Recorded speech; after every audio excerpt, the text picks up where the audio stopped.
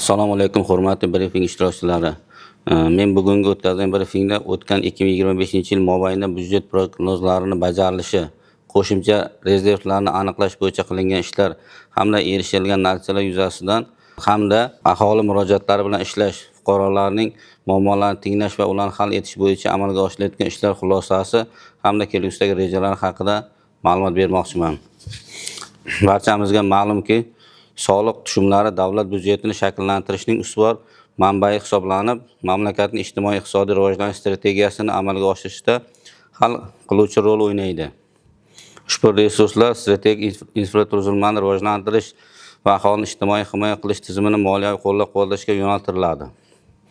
Jumladan, o'tgan 2025-yil uchun jami byudjet prognoz kontingent rejasi 22 milliard 200 million so'm qilib belgilangan bo'lib, yil yakuniga bilan mazkur topshiriq 21 milliard 700 million so'mga bajarildi. Shu bilan birga qatorda mahalliy byudjet prognozlarini bajarish uchun berilgan 52 milliard 690 million so'm topshiriq rejasi 55 milliard 442 million so'mga bajarildi.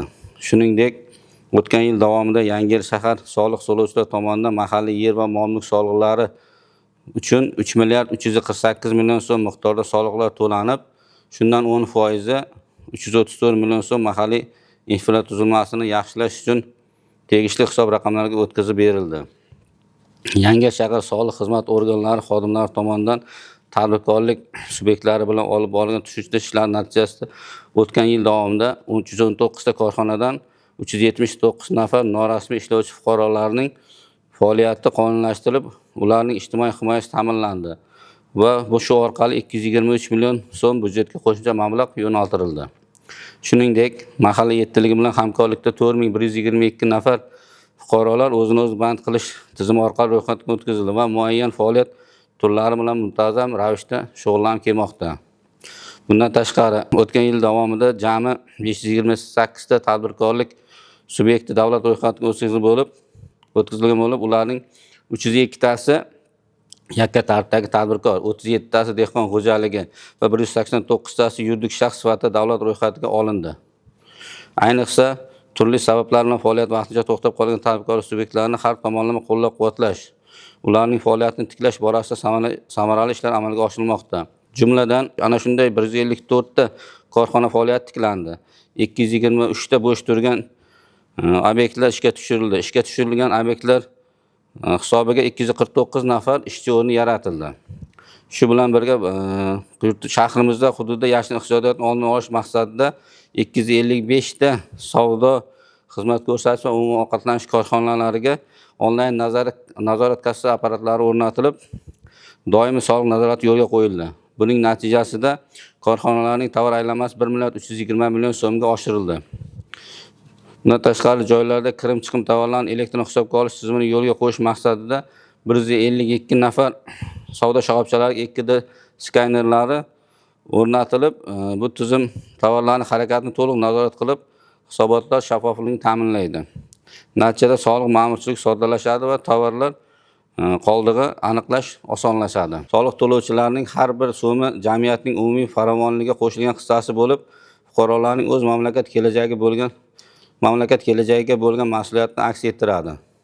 Shaffof va samarali soliq tizimi ishonchli davlat boshqaruvining asosi hisoblanadi. Bundan tashqari, soliqlar iqtisodiyotni tartibga solish, daromadlarning tengsizligini kamaytirish va investitsiya muhitini yaxshilashga ham muhim vosita bo'lib xizmat qiladi.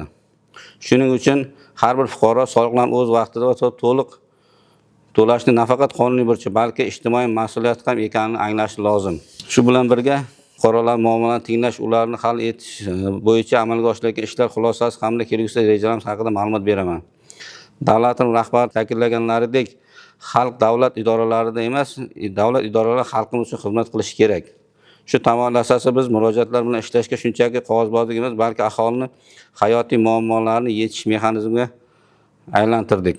O'tgan 2025-yil mobaynida shahar soliq inspeksiyasiga 102 nafar murojaatga kelib tushgan bo'lib, ularning asosiy qismi quyidagi yo'nalishlarga to'g'ri keladi. Soliq imtiyozlari berish bo'yicha 17 nafar. Ortiqcha to'lovlarni qaytarish bo'yicha 28 nafar. Soliq hisobotlarini taqdim etish bo'yicha 10 nafar. tadbirkorlik subyektlarini ro'yxatga o'tkazish va faoliyatini to'xtatish bo'yicha 5 nafar. Mol-mulk va yer soliqlarini hisoblashdagi noaniqliklarni bartaraf etish bo'yicha 19 nafar. Elektron soliq xizmatlaridan foydalanish bo'yicha 11 nafar. Boshqa masala bo'yicha 32 nafar.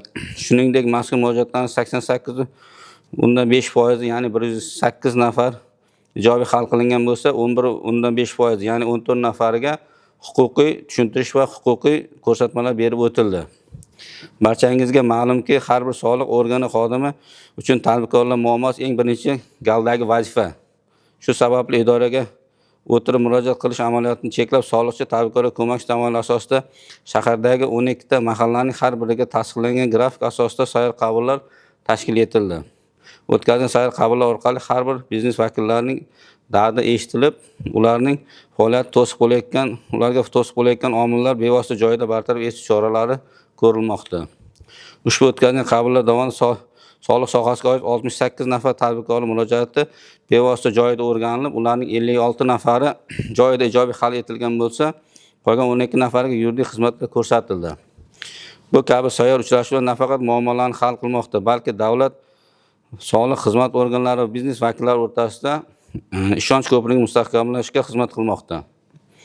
Bundan tashqari murojaatlarning ijrosi nafaqat muddat nuqtai nazar, balki sifat jihatdan qat'iy nazoratga olinmoqda. Xulosa o'rnida alohida ta'kidlash istardimki, bizning asosiy maqsadimiz shunchaki hisobotlarda murojaatlar sonini sun'iy kamaytirish yoki quruq raqamlar ortiga qo'yish emas, bizning bosh vazifamiz murojaatlar kelib chiqishini sabab bo'layotgan omillarni, ya'ni tizimli muammolarni ildizi bilan bartaraf etishdir. Har bir murojaat biz uchun sohadagi qaysi bo'g'inning oqsayotganidan dalolat beruvchi signaldir. Shu bois kelgusida faoliyatimizda ham asosiy e'tiborni muammolarni oqibati bilan kurashishga emas, balki uni oldini olishga qaratamiz. Bu borada jamoatchilik nazorati o'rni beqiyos. Shu sababli biz mahalla yettiligiga, hududiy faollar va keng jamoatchilik bilan yelkama-yelka turib ishlashga davom etamiz. Zero mahalla va ishlash tizimi orqali har bir fuqaro va tadbirkorning ovozini eshitish, ularning muammolariga xolis va adolatli yechim topish faoliyatimizning bosh mezoni bo'lib qoladi. Biz ochiq muloqot uchun doim tayyormiz, chunki faqat birgalikda va shaffof tizim asosida yuksak natijalarga erishish mumkin. E'tiboringiz uchun rahmat.